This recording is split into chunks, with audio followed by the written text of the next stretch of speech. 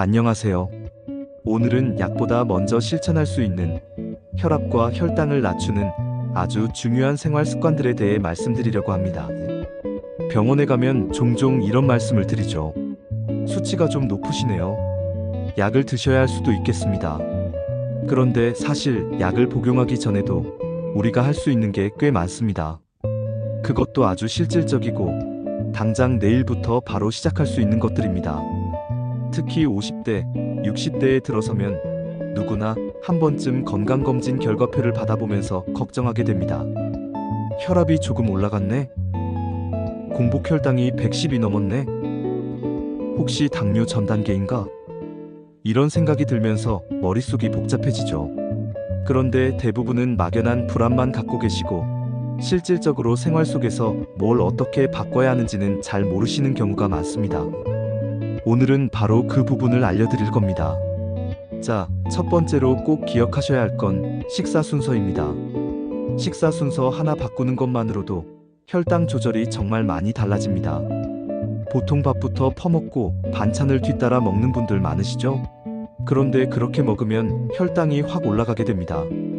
탄수화물, 즉 밥이나 빵 같은 음식이 위에 가장 먼저 들어가면 소화가 빨라지고 그만큼 혈당이 급격히 상승하는 거죠. 정답은 이렇습니다. 채소 먼저, 그 다음 단백질, 마지막으로 탄수화물. 이 순서만 잘 지켜도 식후 혈당이 20에서 30%는 덜 올라간다는 연구 결과들이 있어요. 미국이나 일본의 당뇨협회에서도 이걸 기본으로 가르칩니다. 예를 들어보겠습니다.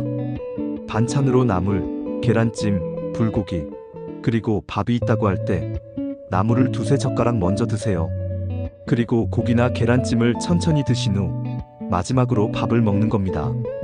국이 있다면 국물보다는 건더기 위주로 너무 짜지 않게 드시는 게 좋고요. 이렇게만 해도 포만감이 먼저 오기 때문에 밥을 자연스럽게 조금 덜 먹게 되고 혈당도 천천히 올라가면서 인슐린의 부담이 줄어듭니다. 반대로 밥을 허겁지겁 먼저 먹고 반찬을 마무리로 먹는 식습관을 계속 유지하신다면 아무리 건강한 재료를 써도 당 조절에는 불리할 수밖에 없습니다. 두 번째는 너무 익숙해서 무심코 넘기기 쉬운 이야기지만 소금과 설탕 줄이기입니다. 소금은 혈압에, 설탕은 혈당에 직접적으로 영향을 줍니다. 그런데 문제는 이게 생각보다 더 많이 먹고 있다는 데 있어요.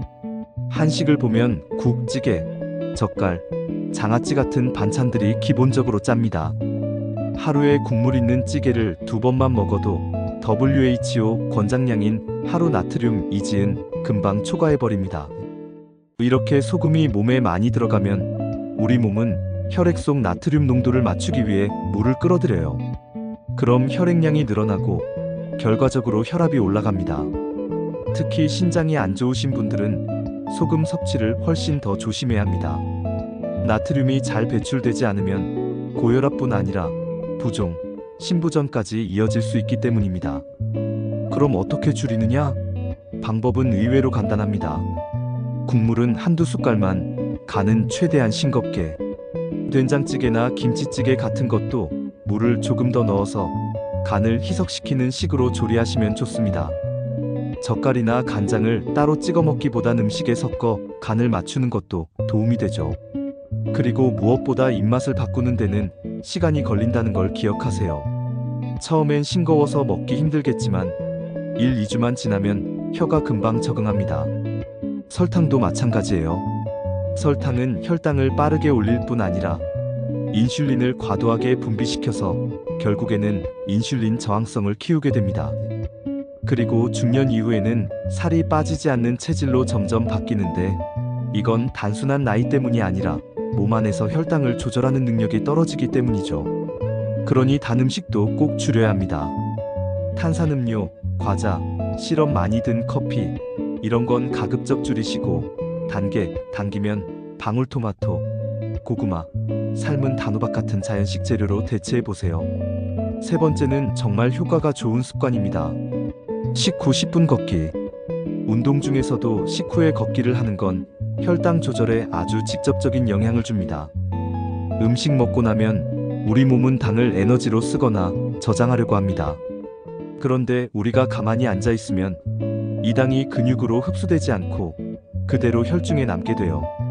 반대로 걷기 같은 가벼운 활동을 하면 근육이 당을 흡수하면서 혈당이 자연스럽게 내려갑니다. 사실 하루 30분 운동하라는 말보다 훨씬 더 실질적인 방법이 바로 이거예요. 어떤 분들은 식사 후 바로 소파에 누워서 TV를 보시거나 앉아서 낮잠을 주무시는데요. 이렇게 하면 소화도 더디고 혈당도 급격히 오르게 됩니다.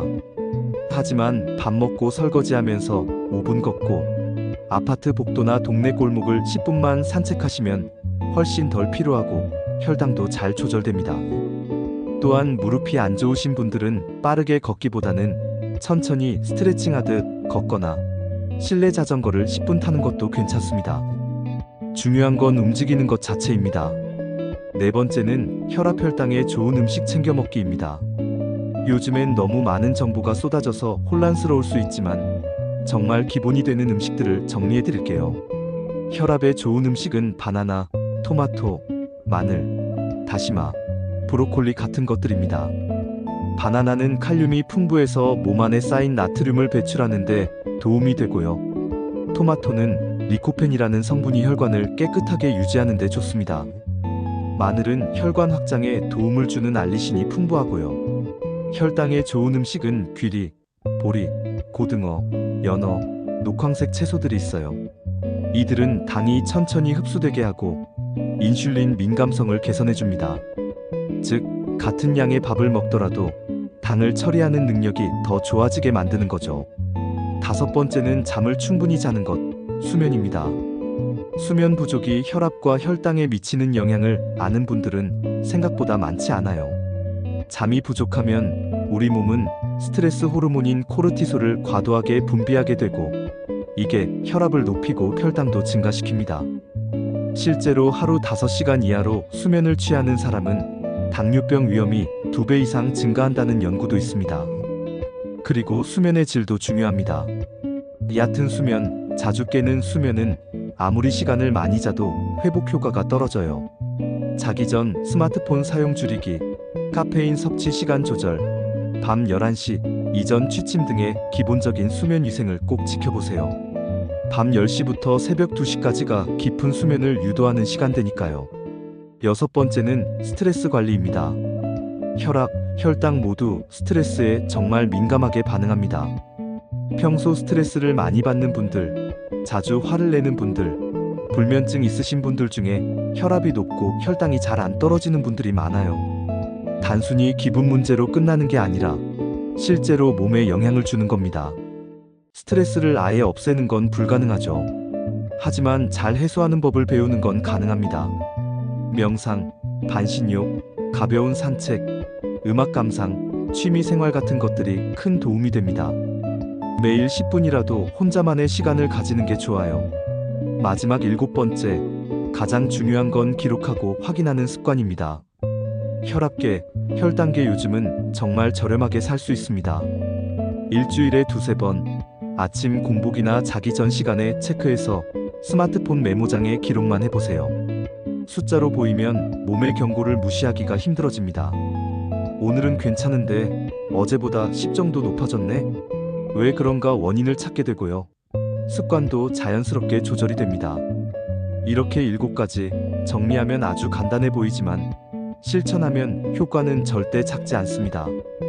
약을 먹는 것보다 혹은 약과 병행해서 이 생활 습관들을 꾸준히 유지하시는 것이 훨씬 더 장기적으로 안정적인 건강을 유지하는 데 도움이 됩니다.